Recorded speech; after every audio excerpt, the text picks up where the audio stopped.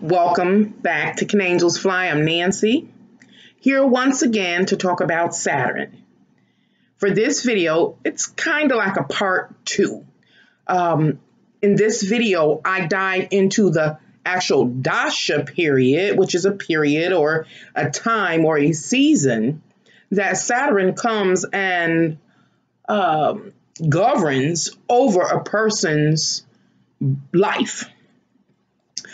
So what is a Dasha? Just in case you didn't watch part one.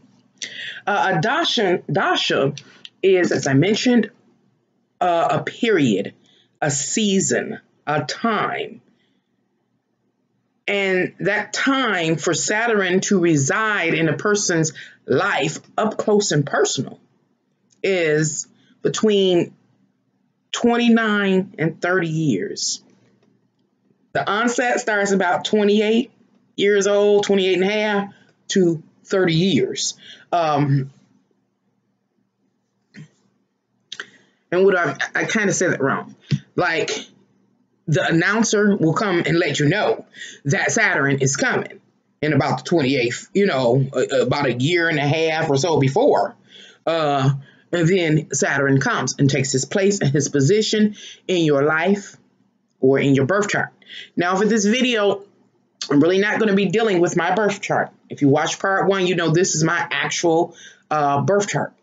And in the video part one, I literally broke down how Saturn influences or can influence a person's life, whether it be by transit, by rulership over the sign or a particular sign, which is either Aquarius or Capricorn, or if it's during a Saturn return, which I covered in part one, or what I'm talking about now, a Dasha.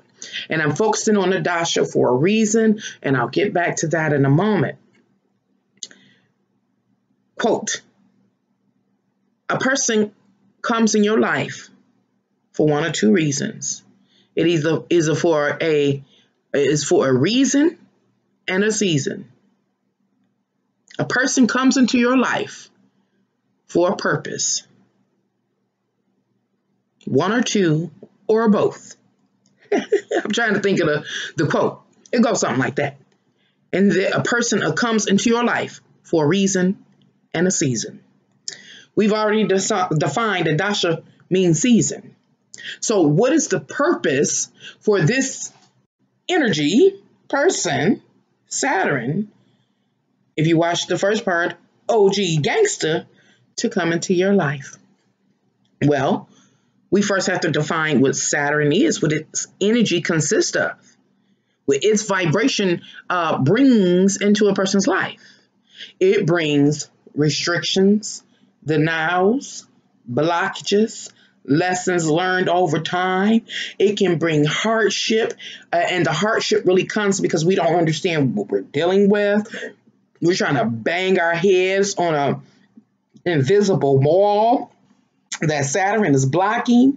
When Saturn is saying you can't come this way, go about obtaining what you want a whole nother way. With his presence, Saturn's presence, its energy, active in your life, it also brings its support. As I characterize his support as goons that come to help to impose what Saturn has to do in your life. That means that it's playing out in other ways. But it's directly related to the lesson that Saturn is trying to teach you. A person, in this case Saturn energy, comes into your life for a reason and a season. The season we've identified is 30 years. He can hang around. He will hang around. The reason, to teach you something and teach you the hard way and to teach you the long way. If you want it like that. Or you could just learn the lesson and play by his rules. Okay. In this video, how I'm going to deal with the topic of the Dasha of Saturn, I'm dealing with it from a reality standpoint, realistic standpoint, something that has materialized. As I was doing part one, I realized that it does materialize in the physical world. It really does. I shared a manifestation of my Saturn return in part one. Now I'm about to share a real life story of how Saturn Dasha manifested in real time in my life. So this video is going to be very, very short. I'm just kind of giving realistic, more relatable ways to see how Saturn, the energy, manifests into one's life. I knew nothing about dashas when my Saturn Dasha began. My Saturn Dasha, I believe, was due to begin in 2007. Yeah. But Saturn is an OG gangster with a lot of weight and a lot of power, and it is respected. Saturn does not run by itself. It just says what it is, and then Saturn has its support, its goons, or its enforcers. Not only does Saturn have his goons, his enforcers, Saturn is so powerful and so well respected that it has its own announcer. He don't just come, no. It's something, an energy that comes before Saturn comes to let you know he's coming. Okay. So as I began my personal story, the reality or the manifestation into the physical world about the beginning of my Saturn Dasha, I have to talk about the announcer. In 2000 and I want to say late 2005, it was around this time of the year. It began mid-October and went through till December of the end of that year, 2005, I do believe. I was struggling as a single mom of 5. I think at the time my rent was about $700, and plus, rent, water, light, food, all that other stuff. So, okay, I'm struggling, but I'm making it. And I said, I'm going to play the lottery. And so I did what they call a rundown. And I came up with a few numbers. And that number fell out. It fell out straight. Big lump sum. Wow. Right before the holidays, the onset of the holidays. I'm like, whoo, thank goodness. So I hear this. Shh. Go handle your business. So I go handle my business. A week later, within the week, I hit a few other times with those numbers I came up with. And, just a little bit of money, a little chump change in the pocket. But 1 week from the day that I hit again. Big money. Boom. I wish I had a saying, big money. I was like, all right. Wonderful, wonderful holiday. But by 2006, around April, I get a notice on my front door. Like, eviction? Eviction? Oh, a foreclosure it was. I'm like, what? Had a court date. So I go to the court and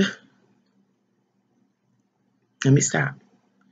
Those lottery wins that carried us through a very magical holiday season were the announcer letting me know that I was about to be visited by Saturn.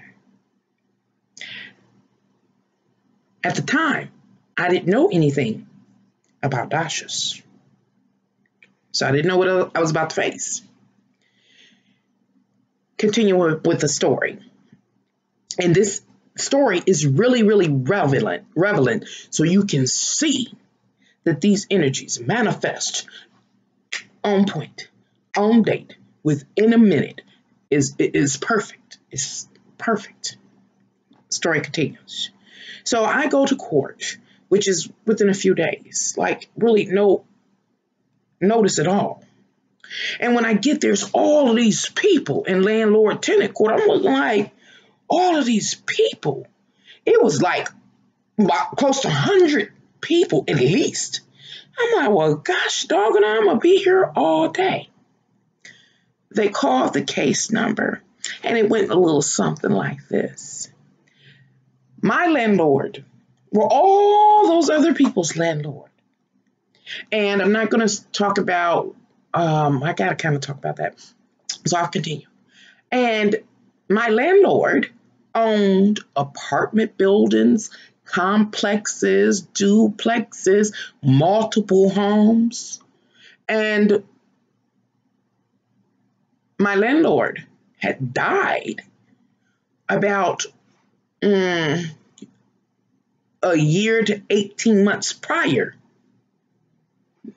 to this court date or something like that. But I didn't know that. All these other people didn't know that. So the court is standing room only. And what we are finding out for the first time is that his wife, whom all of us knew, they always traveled together. And if he had pressing business, he would send her, was still collecting the rent and had done so for almost 2 years or however long it had been since he died. He had died, like I said, a year or a year and a half or whatever it was prior to this court date. He was dying. He went back home to his country where he died of kidney failure. Nobody knows this. She is still picking up the rent as if nothing's wrong, and had lost the house, stopped paying any mortgages or taxes on the house, all kind of stuff. All the property was in the final phases of foreclosure. I didn't even know that was possible. And the court said, the court said, you each have 10 days to vacate the property. And of course, we're arguing like, how is that? And by 10 days, it won't even be 2 weeks that we've been notified. What are you talking about? When I've been giving this woman, I'm scraping to pay this woman her rent every month. And you telling me I got 10 days from the moment I walk up this court to move? What are you saying to me? The judge responded by saying, your landlord no longer owns the homes. The homes have gone through the whole foreclosure process and now are in the possession of a bank or whatever. You must vacate in 10 days. No exceptions. Okay. Before I continue with the story, as I share the power of Saturn and its Dasha and how it ends up manifesting, it can manifest into a person's life, I need to stop. Because what I failed to mention, but I talked about in detail in the first part, is that Saturn naturally governs, or in this case, does its job, restricts my second house of Taurus. The second house of Taurus covers your wants, your needs in life to feel secure, grounded, and stable. That includes home, inheritance, eyelashes, lipstick, makeup, what you eat, what you drink, the bed you lay in, the car you drive, etc., etc. Okay. It would be really, really beneficial if you watched part one, because it'll really help you understand the story, my actual birth chart, and the happenings. This is a part of the reality, not just the energies flowing. These are the energies doing their job in my real-time life. Back to the story. So 10 days, I'm running all over the place, looking for a place to live, trying to get money. in 10 days to move a whole house. I think I had a 3 or 4 bedroom, a whole house full of furniture. I got the kids.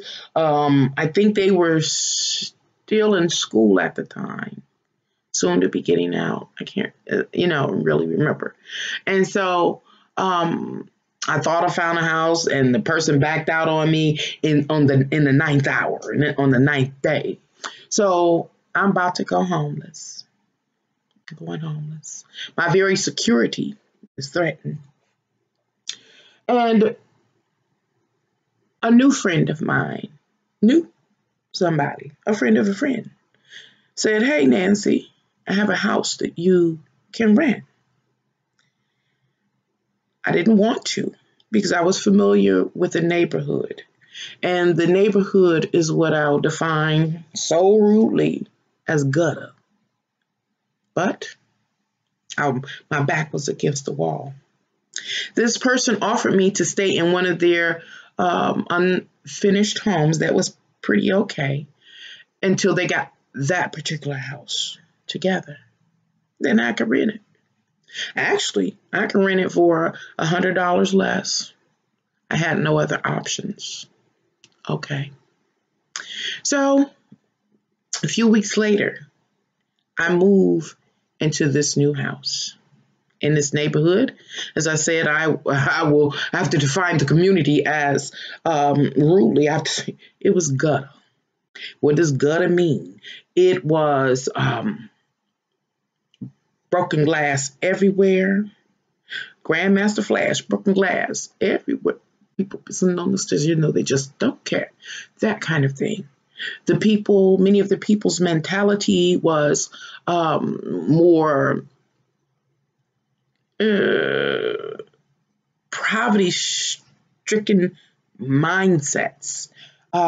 It was a community in which people had came from down south many years ago, the older generation.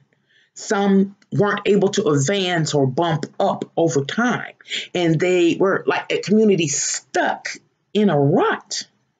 Like they were lacking opportunities, and it was just this thing, and they handed it down generation after generation. Now, the house that was offered to me was a house that was somewhat taken care of. So the house I was renting was actually a 2-family flat. And I'm talking about this house for a reason. It was one of the biggest houses in that community and on my block. The house was really big. It was a 2-family flat. The landlord said, "I know you don't want nobody over your head," because that was one of my complaints, "or under your feet. So I tell you what, I'll rent you the whole house. I'll convert it to one house." I still didn't want it, but my back was against the wall. Okay. He goes in over the next few weeks. He converts this 2-family flat, which is huge, into one whole house. I had 8 or 9 bedrooms, a couple of sitting rooms, of course, because it was a flat. I had 2 kitchens. I had a ribbon window that wrapped all around, and I go upstairs like in a penthouse, pan at least 180 degrees around the community. Now, you got to remember, important to watch part 1, where I really talk about my birth chart. My ascendant is Leo. Well, that was fabulous. That was fabulous. I had to work with what I had, and with Saturn and Dasha there, putting restrictions, denials, and rejections upon my wants and need in life, and my ability to be uncomfortable or secure relative to my wants and needs, were constantly being threatened in some way. This was a way that I didn't have to go homeless. I could get back on my feet. This house is significant. So if you could just watch part 1, maybe this will make more sense to you. I talk about this house because, it was a 2-family flat converted into one house, yet it still possessed, of course, 2 front doors. In video number 1, part 1, I talked about how Saturn stood guard or stands guard in my birth chart over 2 doors. Which doors? The 10th and the 11th house. While I was doing the video last night, I realized that house at the onset of my Saturn Dasha, onset, is the house that I had to move in. It was my only choice. My back was against the wall. Had 2 doors, the 10th and the 11th house, manifesting into this world. Saturn as a restrictor, a disciplinarian. Like I said, when he has an announcer, the announcer came with big lottery wins, big money. Everything's covered. Everything's okay. Everything's caught up. I can breathe. I didn't know Saturn was coming to stay with me for a season and for a reason. After that, when Saturn really took his place at the front doors of my 10th and 11th house, that's when I go homeless. I end up moving into a community that I wasn't really agreeable with. I didn't share the mindset of the people or the residents in that community. Remember, my ascendant is Leo. I have a certain presentation. And there's other details in my chart that, show my mindset. It didn't vibe well. It didn't gel. So you can imagine the relationship I had with my neighbors and within my community. Anyway, back to this house. Now, I was there for about, I was there about 3.5, 4 years before I was able to, stabilize myself and move. And it's not so much me is what I'm getting to. I'm going to come back to the house. It is about a graduation period. The graduation period. I did not know how I was going to get out of that house. I did not know how I was going to move. Even though I was only paying $650 for this house to rent, I think it was. I had a whole house. I had a 2-family flat converted to 1 house. I had, therefore, the utility bills every month. I had to pay the utility bill of $700-800, those kind of things. I ended up having to furnish a whole house to completion with 9 bedrooms, 2 bathrooms, that kind of thing. All of the windows, all these things I had to do. I didn't know how I was going to get out the house.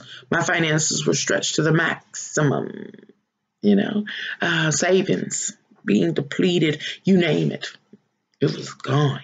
It was going. It was gone. And like I said, the community I moved in, the people had certain mindsets, including the owner, and in which it came to light one day, 3.5 years later, that I needed to get out of there because I was going to lose everything. I had to get out of there. So at that time, I was released from that place, the graduation, and I've been where I am since that time, since about 2009, graduation period. The stresses that I have faced, I faced during the onset when Saturn first came as a Dasha period, not a transit, not as a ruler, not as a return, but a Dasha period, has continued over the last 10 years, but it also has subsided. Have I still faced the challenges associated with the house that it blocks? Definitely. But I want to go back and finish talking about that house. The house. The house, as I mentioned, was a 2-family flat. It was a white house with a big old porch. It was beautiful. The other people from my neighborhood and community, people that would come to visit me, You have a mansion. Oh, wow, what a nice house. Well, I'm sitting up there like, are you serious, you mother? It wasn't that the house wasn't that nice. It was the community in which the house sat in. Of course, the house is older, so it did have some issues and challenges that I had to overcome. No problem. No problem. Saturn requires that I do the work, and I did it. No problem. I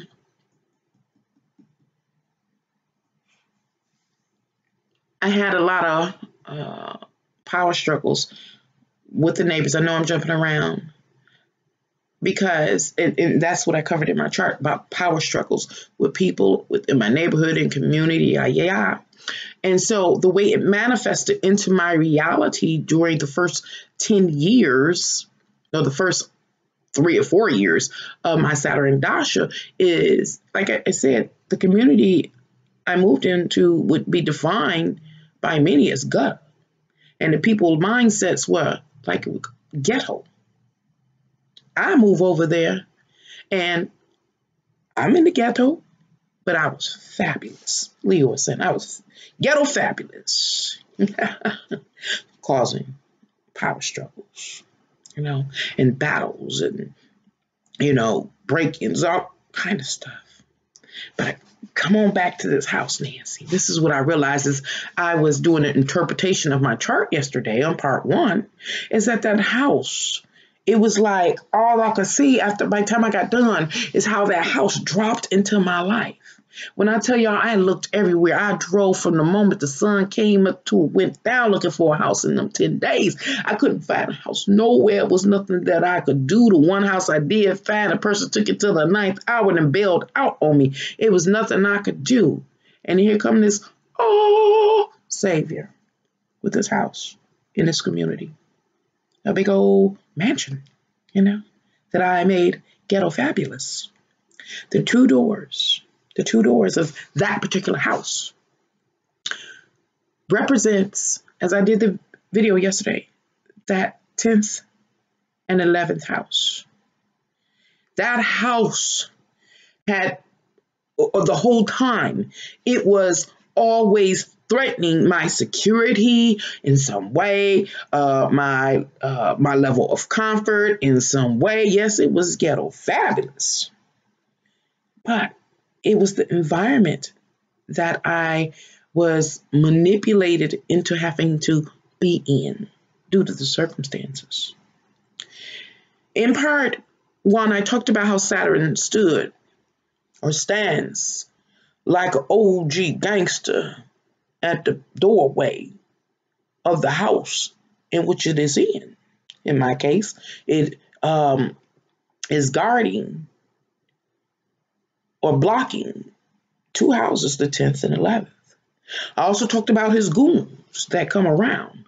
In this case, at this house, it was the community itself.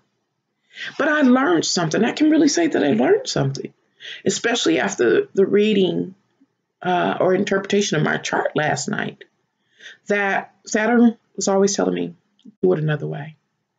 Do it another way. When I went into that house, I did it another way. I became basically a master builder, a master designer. I did some of everything. I was ghetto fabulous. The house was gorgeous. And I, you know what? Another thing that I wanted to share about how these energies manifest. The very first day I moved into that house, when I pulled up, this big old house, gated all the way around, there were like 4 to 6 people standing at the foot of my driveway, leaning on my gate, my 6-foot gate. And I was like, so I jump out and I said, hello. I said, now can you please move away from my property? You are blocking my entrance. And I bring those 4 to 6 people up. I can't really remember how many there were. Because when I did part one, I talked about Saturn's goons and how they're there to enforce, the will of Saturn, the lessons that it must teach you. And as I was doing the interpretation yesterday, that house just came to me, and I remembered. And all I could see was the goons circling the house.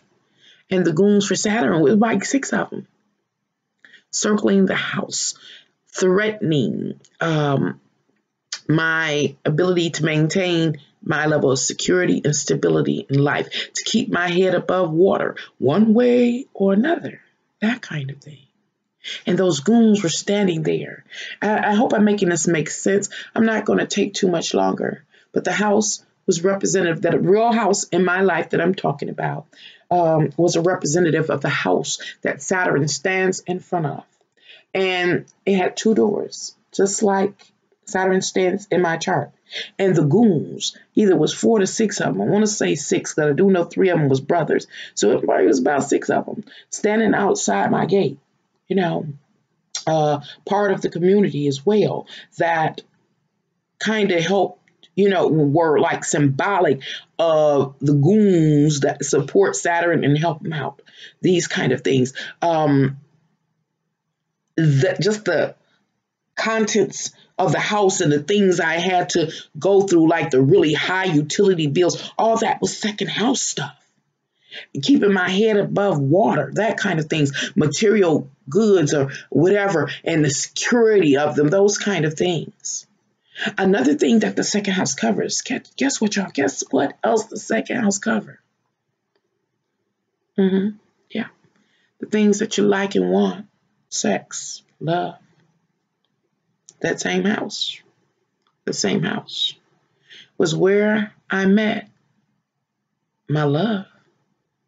That was a difficult relationship. When it was south, it was hard to come out of. It was hard to let go of. Saturn demanded it.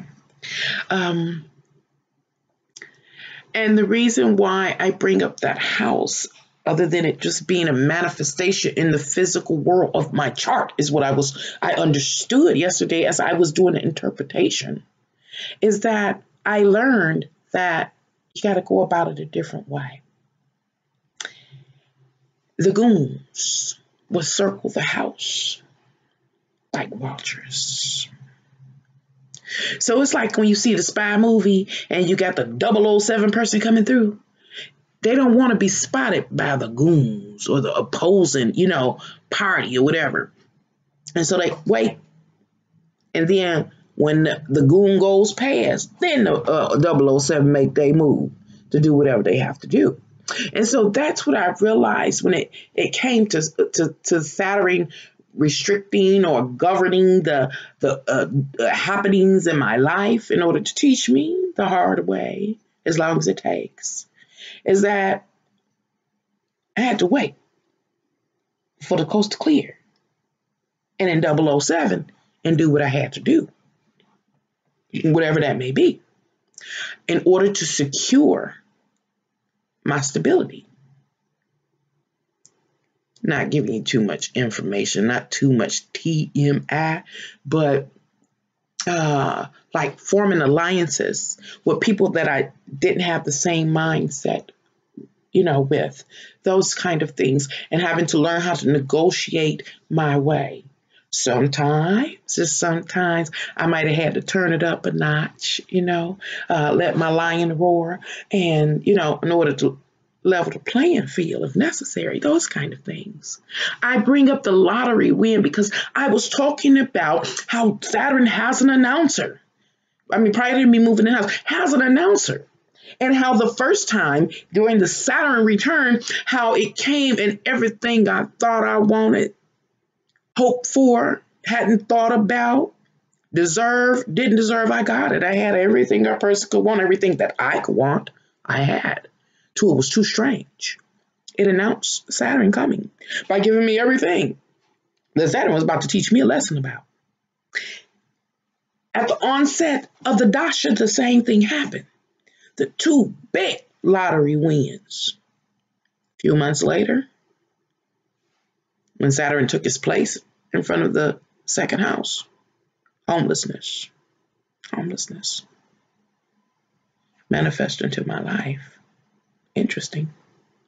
So I just share that, and it's again, the lesson is about go about it.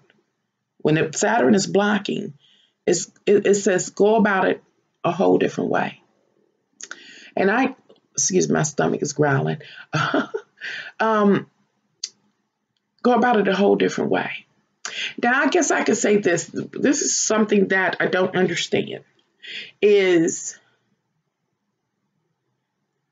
I guess I have to look at Saturn as the energy of the karmic part of it. Is that the hard time, the difficult time, the challenge in my life I just shared with you wasn't brought on by my own doing, at least not during this lifetime.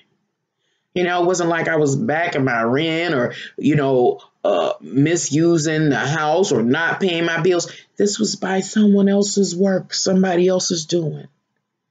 Did I owe somebody something from a whole nother lifetime that I lived fully, did whatever I did, committed whatever infraction I committed, and came into this life and had to pay that debt back? What debt? All those months, a whole almost 2 years of paying $700 or $750, whatever it was, and then being homeless, that paid or alleviated that debt.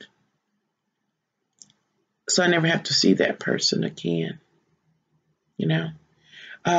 Is that's what Saturn is doing, walking me through to make atonement for inappropriate behavior at some time in my existence. Maybe not even in my existence as Nancy, another existence, another time period or something. Because that's the part that I don't understand. How can something so severe happen? And it wasn't by my own hands or my own doings. But what I do see now, and what I do appreciate joyfully, is that I can see the manifestation in this real world, the reality of the planetary energy playing out in my life. And with that being said, it's like seeing the planetary energy as a person here walking with me. This must be done to make atonement. So pulling the curtain down, pulling the house down, pulling the lottery down, pulling the homelessness down, pulling me into a particular arena or area to live, pulling me into the company I wouldn't normally keep, and partaking in things I haven't done. But no matter what stage was set for me, I've still been me. I still have been Nancy with the Leo ascent. And so what I'm picking up is that my presentation is a mother sucker, but it is what it is. My whole life experiences brought me to who I am. And this is all that I know. But me being me can be offensive to others. What I give off, others perceive as somewhat threatening sometimes, those kind of things. And therefore it causes me difficulties in associating with others. And I just merely point that out because that could be a problem that we're unaware of. Now me, I'm so silly and happy-go-lucky, but I guess when people see me serious, because Saturn make you serious, you look like a gangster too. When people see me and I'm in a really serious mode, I look like I got an attitude. But the truth of the matter, I'm thinking. And so I'm just bringing this up a couple of minutes, some things that I just come to understand about myself, and I'm sharing them with you. So, as you think over you and your life, if you have any concerns about what it might be in your life, these are things that could actually happen or take place, or this is how I look, or this is how I smell, that kind of thing is what I'm trying to teach here or share here. And like I said, that my persona can be offensive or offsetting to people, and they're not really seeing who I am. You know, that kind of thing. I have a moon Aquarius, so I do have a humanitarian like heart, that kind of thing. But I seem harsh because of the life experience, those kind of things. The other thing that I wanted to share was that I learned.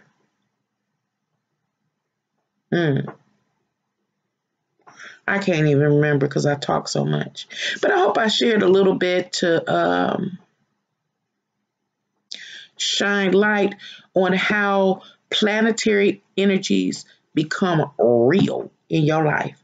I'm not just talking about no energy. I'm talking about for real life, real in your life. And if you know what you are looking at in your life, wherever you sit now, whatever scene you are in, whatever you are going through, it's some type of superior or divine or ancient energy that is walking with you for a reason and a season. And it seems to be all I can come up with is some type of atonement or something. I'm not sure yet, but I'll let you know when I figure it out. Anyway, thank you for coming to Can Angels Fly. Until next time, I got a TMI. Bye.